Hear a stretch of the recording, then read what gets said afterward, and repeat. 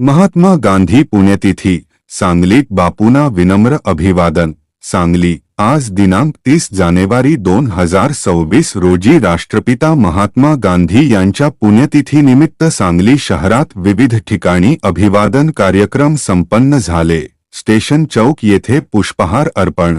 सकाळी 10:15 स्टेशन चौक येथील महात्मा गांधींच्या पुतळ्यास माननीय राजेशजी दादा नाईक आणि मौलाली वटमोरे यांच्या हस्ते पुष्पहार घालून अभिवादन करण्यात आले।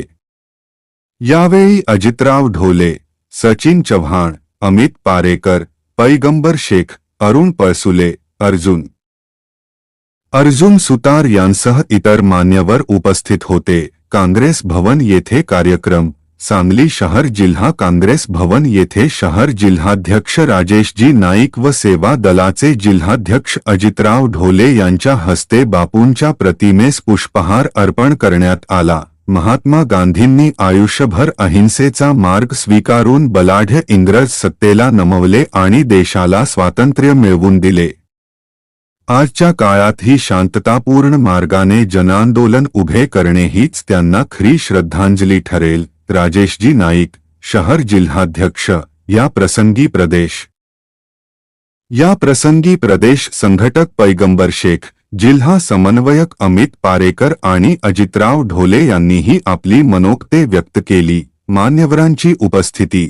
या कार्यक्रमास विश्वास यादव, प्रमोद इनामदार, शैलेंद्र पिराळे, राजेंद्र कांबळे, नामदेव पठाडे, सुनील भिसे, विठ्ठलराव काळे, जन्नत नायवकडी, शमशाद नायवकडी, प्रतीक्षा काळे, राहुल शिंदे, मीना शिंदे, कांचन खंदारे, इनामदार चाचा, दीपक ताटे, शिवाजी माळी, गणेश वाघमारे आदी कार्यकर्ते व पदाधिकारी उपस्थित होते। तसेच यावेळी महाराष्ट्राचे उपमुख्यमंत्री अजित दादा पवार, महाराष्ट्राचे उपमुख्यमंत्री माननीय अजित दादा पवार यांच्या प्रतिमेसही पुष्पहार अर्पण करून श्रद्धांजली वाहण्यात आली। वृत्तांकन प्रमोद चिनके, सम्यक महाराष्ट्र न्यूज। अशाच नवनवीन बातम्यांसाठी आमच्या चॅनेलला नक्की सबस्क्राइब करा।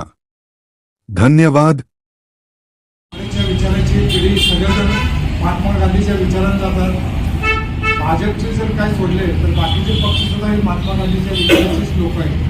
जे आता समाजवादी म्हणा किंवा राष्ट्रवादी अन्य कुठले ममता गांधीचे पक्ष वेगवेगळे जरी असले तर याचं मूळ महात्मा गांधी आहे। म्हणजे महात्मा गांधीच्या विचारांनी सगळे प्रेरित झालेली माणसं आहेत।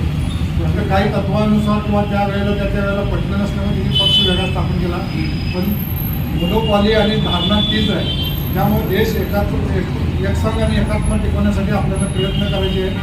कोणतीही तडजोड आपण महात्मा गांधीच्या विचाराबाबतीत करायची नाही।